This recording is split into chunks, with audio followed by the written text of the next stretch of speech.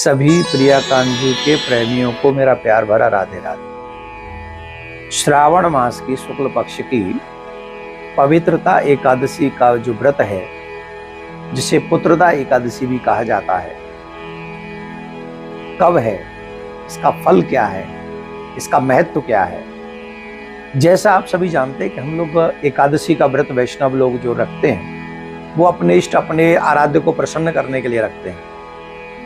और उस व्रत को करने से हमारे आराध्य भगवान श्री प्रिया कांजू प्रसन्न होते हैं, नारायण भगवान प्रसन्न होते हैं, राम जी प्रसन्न होते हैं, आदि आदि। तो ऐसा हम क्या करें?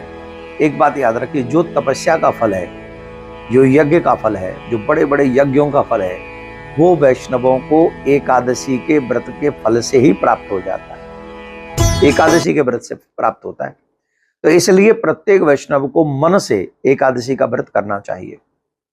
ये जो एकादशी का व्रत है, पुत्रदा एकादशी व्रत, ये व्रत जो है सत्य एकादशी रहेगी। और इसकी कथा बड़ी सुंदर है। जिनके घर में पति पत्नी की नहीं बनती, उन्हें को व्रत करना चाहिए।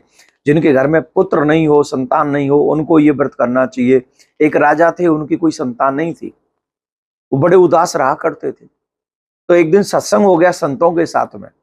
तो जब संतों के साथ में उनका सत्संग हुआ, तो संतों ने उनको पुत्रदा एकादशी व्रत करने के लिए कहा, और तब उन्होंने वो व्रत किया, और जिसके कारण उनके घर में संतान हुई।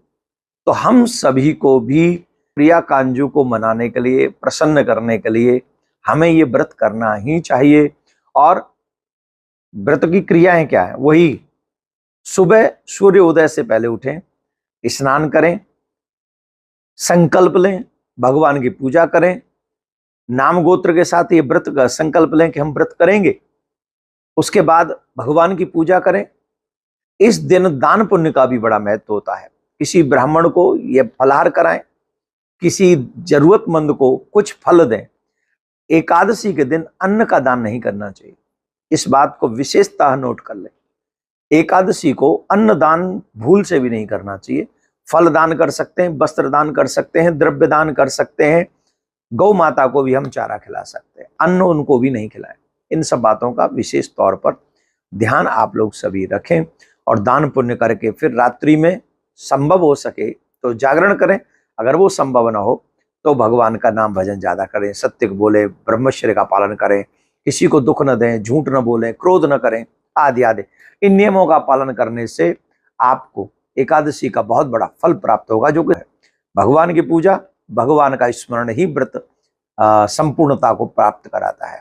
तो इस बात को, इस वीडियो को ज्यादा से ज्यादा लोगों तक शेयर कर दें, जिससे सभी वैष्णव इस एकादशी व्रत का पालन करें और बहुत पुण्य को प्राप्त कर सकें। आप सभी के लिए बहुत बहुत आशीर्वाद, शुभकामना। राधे।